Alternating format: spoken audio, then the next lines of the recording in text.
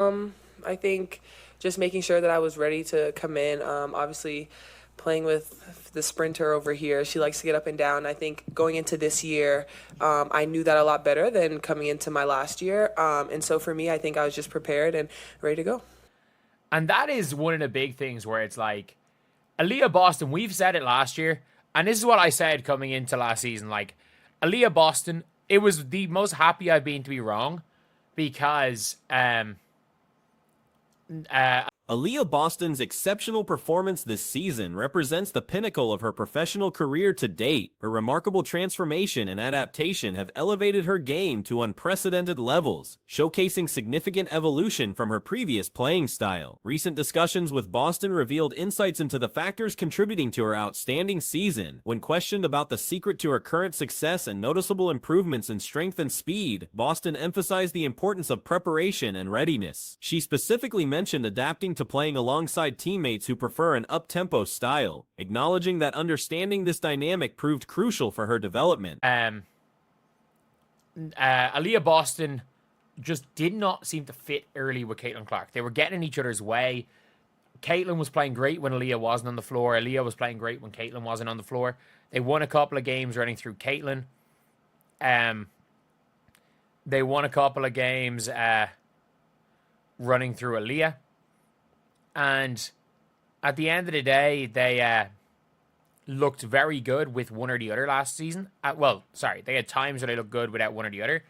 Boston's preparation for the season differed markedly from previous years. She recognized the need to adjust her approach to complement her teammates' preferences for fast-paced basketball. This awareness and subsequent adaptation demonstrate her basketball intelligence and willingness to evolve her game for team success. The initial pairing between Boston and Caitlin Clark presented significant challenges during their first season together. Early observations suggested these two talented players struggled to find chemistry on the court. Their individual performances often seemed better when the other wasn't playing, creating concerns about their ability to coexist effectively as teammates. They had times where they looked good without one or the other. They looked awful with both of them. And Aliyah completely adapted her game. And that's the one thing you give Aliyah credit for. And it was like, Caitlin definitely has adapted her game, but Caitlin's game was more adjusting to the defenses. Aliyah's game was more adjusting to Caitlin. And I think Aliyah realized it was during this time around last year. Aliyah hadn't really been the hub, but Aliyah was the target for the pick and roll. So, like, Aliyah had set her career high multiple times. I'm pretty sure she set her career high. Several games demonstrated this disconnect, with the team achieving success by focusing their offense through one player while the other remained less involved. These instances highlighted the need for significant adjustments to maximize both players' contributions simultaneously rather than alternating between them. Boston deserves considerable credit for her willingness to completely transform her playing style. While Clark made adjustments primarily related to defensive schemes and opponent strategies, Boston's modifications focused specifically on adapting to Clark's presence and playing style. This selfless approach demonstrated her commitment to team success over personal statistics. In the game where Caitlin Clark broke the assist record, and half the assists were to Aliyah Boston. Like, Aliyah she just kept hitting Aliyah with passes, and Aliyah was able to finish. And then Aliyah became more of a hub coming out of the Olympics, where Kelsey Mitchell became less of a, for lack of a better word, ball dominant player. Kelsey Mitchell became absolutely more of a...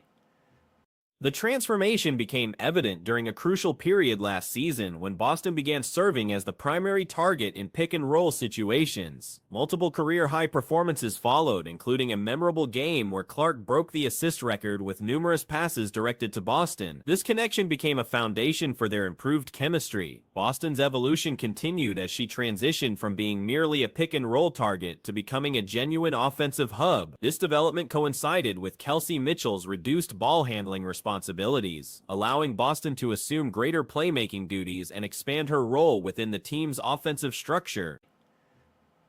Like, more of a ball dominant player. Less ball dominant player, and Aliyah became more of an offensive hub. Like, I've said it.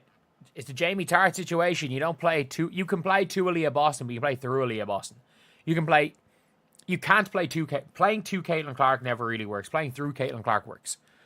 Like, even if playing through Caitlin Clark means she only shoots 15 shots a game and averages 16 points per game, rather than running to Caitlin Clark where she shoots 20 a game, I'd rather they run through Caitlin Clark. The comparison to fictional character Jamie Tart proves apt when describing Boston's current role. Rather than simply playing to Boston, the team now effectively plays through her, utilizing her expanded skill set to create opportunities for teammates while maintaining her own scoring threat. This approach mirrors the ideal utilization of Clark as well. Playing through Clark rather than to her maximizes her exceptional passing ability, even if it means fewer shot attempts. Clark's superior court vision and playmaking skills become more valuable when she orchestrates the offense rather than focusing solely on scoring. Season predictions for Clark suggested approximately 17 points and 8 assists per game. Current statistics show she's averaging around 17 points while exceeding expectations with 9 assists per game. These numbers validate the strategic approach of emphasizing her playmaking abilities over pure scoring volume. How do they run through Caitlin Clark? Even if it means she takes less shots, she's more effective. She's a better passer than she is a scorer, and I think that was one of the things coming into the season. I predicted on the season for Caitlin, I predicted 17 and 8. That was my predictions. And she's averaging around the 17 points per game. She's averaging 9 assists per game. So she's actually averaging more assists than I thought, but she is also averaging less points, a little bit less points than I projected. But I projected 17 and 8 right now. And if she plays 30 minutes a game, she can do that. But what Aliyah Boston is... Boston's adaptation becomes even more impressive, considering her traditional playing style. Previously known as a back-to-the-basket post player who relied on physical positioning and close-range scoring, she has transformed into a versatile offensive weapon capable of multiple contributions. Early season struggles, including missed layups in transition, initially raised concerns about her conditioning and adaptation. However, these misses occurred precisely because Boston was sprinting and creating opportunities through improved pace and positioning. The missed shots represented growing pains rather than fundamental problems. But what Aliyah Boston is doing is absolutely incredible. What she is doing is absolutely incredible because she is completely adapted. She's got to run. I remember the first game against the Sky when she missed 3 or 4 bunnies early, and everyone was like, oh, someone in my chat was literally goes, look at how out of shape Aliyah is. And I'm like, dude, Aliyah Boston has missed those layups, but she's only got those layups because she's sprinting. Boston now regularly leads fast breaks, demonstrating her commitment to the team's up-tempo approach. This version of Boston ranks among the league's top 15 players and possesses potential for even greater impact. Her transformation from traditional post player to modern versatile forward showcases remarkable basketball evolution. The development of Boston's mid-range shooting adds another dimension to her offensive arsenal, while further improvement in three-point shooting would enhance her versatility even more. Her current skill set already provides significant value and creates matchup problems for opposing defenses. Boston's experience in unrivaled league play, despite personal struggles, contributed to her current success. The opportunity to practice pushing pace and leading breaks in that environment translated to improved performance with the Fever. Sometimes poor individual results in practice settings can yield valuable learning experiences. But she's only got those layups because she's sprinting. The only reason she has got the layups in the first place is because she is sprinting. So I'm just there like, okay, that's fine. It's absolutely fine. Go sprint. Go sprint. Aliyah Boston is now leading the break. Like, this version of Aliyah Boston is a top 15 player in the league and has the potential to go super high. And it's scary, the adjustment, because Aliyah Boston was a traditional back-to-the-basket player. She was your traditional player. She would hit. Triple-double potential exists for Boston, given her current statistical trajectory. Recent games have shown her approaching double-digit assists, and with her rebounding average around 8 per game, the possibility remains realistic. Her expanded playmaking role creates opportunities for such statistical achievements. Season averages of approximately 8 rebounds and 3.6 assists provide the foundation for exceptional individual performances. Games featuring 6 to 8 assists could easily escalate to double digits with proper offensive flow and teammate execution. Even count Brazil. Right, but the quad injury was going on right during the preseason. She sat out the first game against the Mystics, came in, played for Brazil since it was in Iowa, and then she played against the Atlanta Dream. All right, I won't even count this one, although she went crazy. We'll just count the WNBA teams. All right, so boom, first game, 45% from the field, 37 from the three. Good job. All right, good job. We go into the season. Chicago Sky, 46 from the field, 50 from the three. And this is not a 1 and 2. Boston's improved ball handling and comfort operating in space represent fundamental changes to her game. These skills enable her participation in dribble handoff actions and extended offensive possessions, creating additional value beyond traditional post-up situations. Year-over-year improvement in different aspects of Boston's game demonstrates her commitment to continuous development. Each season has featured distinct areas of growth, suggesting a systematic approach to skill enhancement and basketball maturation. 6 from the field, 50 from the three. And this is not a 1 and 2 or 1 of 2. This is a 4 of 8. All right. 6 of 13. All right. Boom. Shot crazy in that game. Coming to this next game. Now, these two games right here are some of the most physical games I've seen in the WNBA. All right. We saw Ryan Howard just holding, grabbing, all kind of stuff. And then, of course, shoving each other. That shove-off moment, I'm not scared of you, moment with Caitlin Clark and Ryan Howard, The strategic preference for maintaining offensive flow through Boston and Clark reflects optimal team construction. While other players like Natasha Howard, Lexi Hull, and Mitchell can contribute effectively, the offense operates most efficiently when orchestrated by these two primary facilitators. Howard's most effective role involves cutting and finishing rather than initiating offense. Maximizing possessions with the ball in Boston and Clark's hands creates the best opportunities for team success while utilizing each player's strengths appropriately. happened in this section right here. So, looking at the game, okay, the most physical game, the first physical game, I'll say that. The first physical game, 45%, 45%. Great shooting. Great shooting. Now, mind you, she's dealing with the injury still, man. It's not gone, okay? She's still dealing with the injury. She's really been injured the entire season. If we think about it, she's been injured the entire season. Now, she goes into this next game, she shoots bad. It started wearing. The ability to run effective offense through multiple players provides valuable flexibility, but establishing primary options ensures consistency and maximizes each possession's potential. This approach reflects modern basketball principles, emphasizing positionless basketball and multiple skill sets. Boston's transformation represents one of the most significant individual improvements in recent WNBA history. Her willingness to completely reimagine her role and develop new skills demonstrates exceptional character and basketball intelligence. The success of this adaptation benefits not only Boston individually, but also creates a template for other players facing similar challenges, demonstrating that fundamental changes to playing style remain possible even for established professionals, encourages continued development throughout careers. Now, she goes into this next game, she shoots bad. It started wearing on her, okay? Start wearing on her. Go into the next game, she shoots bad again. Wearing on her still, okay? Now, you could tell it was wearing on her because after these two games, she sat out a good amount of games before coming back to this one, all right? Before coming back to this game, she sat out a good amount of them, all right? Now, coming back into this game, look how she shot after resting a tad bit. She shot Boston 55 from the field, 50 from the three. Oh, my goodness, man. Going on a tear. Honestly, if Caitlin Clark wasn't injured, man, she would have took over the league. She would have took over the league, man, the way she was shooting. All right? 55 from the field, 50 from the three. And then we go into the next game. All right?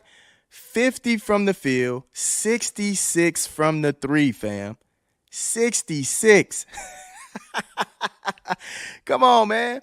Boston's story serves as inspiration for players at all levels, demonstrating that dedication to improvement and willingness to embrace change can yield remarkable results. Her transformation from traditional post player to modern versatile forward exemplifies the evolution possible through hard work and open-mindedness. Recent discussions surrounding Caitlin Clark's shooting performance have generated considerable debate, with various narratives emerging about her efficiency and overall impact. A comprehensive examination of her shooting statistics reveals a more nuanced picture than simplified critiques suggest. The preseason period provided early indicators of Clark's capabilities when healthy. During exhibition games against WNBA competition, she demonstrated solid shooting percentages, including 45% from the field and 37% from three-point range in her first contest. These numbers established a baseline for her potential when operating without physical limitation. Oh, man. Now, if y'all don't know, in the Connecticut game, Caitlin Clark was shoved over,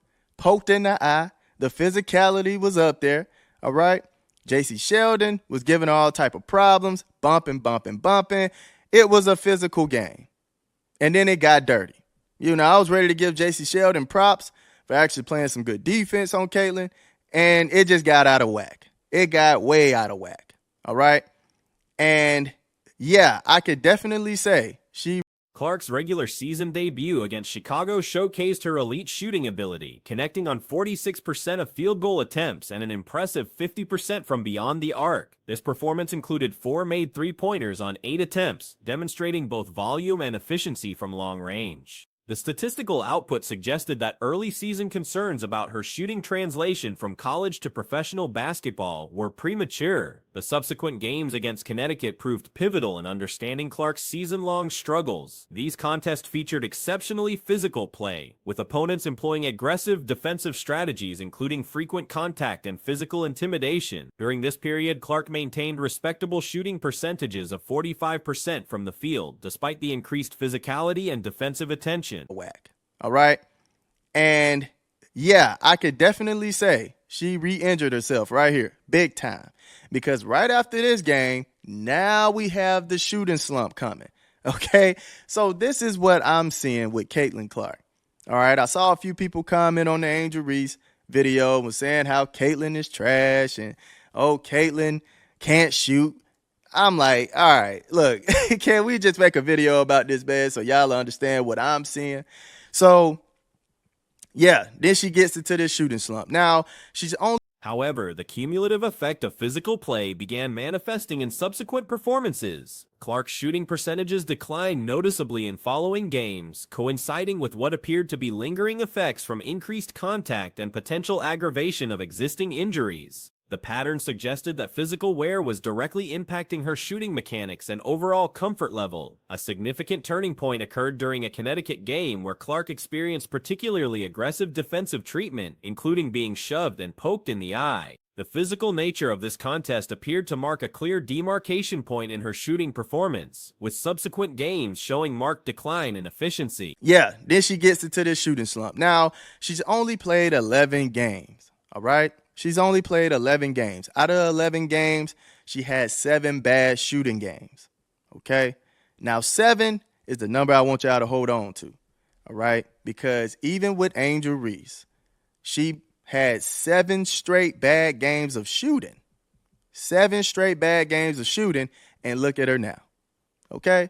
Now, as I said, 7 straight games. First game, 35-0. Following this incident, Clark sat out multiple games, suggesting that injury concerns were legitimate factors affecting her performance rather than simple shooting struggles. Upon returning to action after rest, her shooting immediately improved dramatically, recording 55% from the field and 50% from three-point range. This performance indicated that physical recovery directly correlated with shooting efficiency. The pattern continued in the following game, where Clark shot 50% from the field and an exceptional 66% from three-point range. These performances demonstrated that when healthy and properly rested, her shooting ability remained at elite levels, contradicting narratives about fundamental shooting problems.